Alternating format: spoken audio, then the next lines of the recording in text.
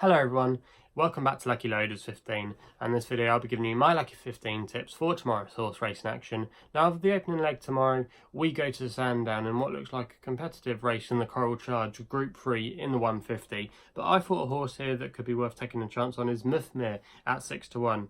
Now this horse is trained by William Haggis and Jim Crowley's put for the ride. Now this horse actually has got a fair record in this race. He hasn't won it, but he finished second, and he was probably a little bit unlucky not to win this race last year. He ran very well, I thought, on his comeback run when he was top weight in the Epsom Dash, and that was a good performance that day, and he was unlucky. He was running on really strongly at the end.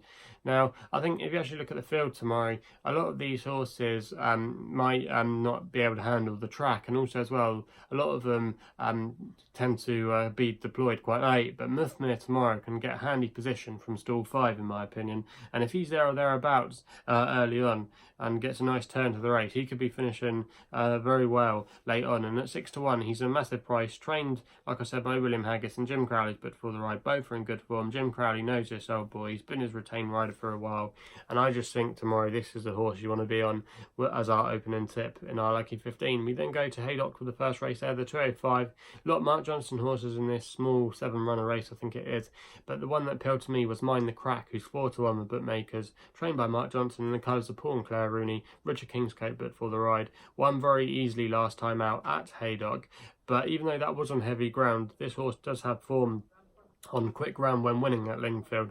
Off a mark of 89, this horse could still have a lot of scope for development. Going up in trip as well, I don't think should hinder this horse's chances, and for me at the prices, that's the one you want to be on tomorrow. We then go to the all-weather in the 325 at Chelmsford with a horse called Vivionn, 11-8 best odds of bookmakers at the moment, trained by Sir Michael Stout, whose horses are running very well. Colm O'Donoghue, who's left Jessica Harrington's now, doesn't get too many opportunities, but he has been riding a few for Sir Michael Stout. Now this horse is 2 out of 2 in handicap company and won very easily over 10 furlongs when trying it for the first time at Doncaster. The trip shouldn't be a problem, the track shouldn't be a problem, and I think this should be an easy win for Vivionn tomorrow. We then go to the 8 o'clock at Carlisle with the final selection in the evening race in there, and I thought Marshall Dan at 4-1 could go well tomorrow, trained by Heather Main, who's an underestimated trainer in my opinion. Alistair Rawlinson, who's running or riding out quite a lot for her at the moment, is booked for the ride.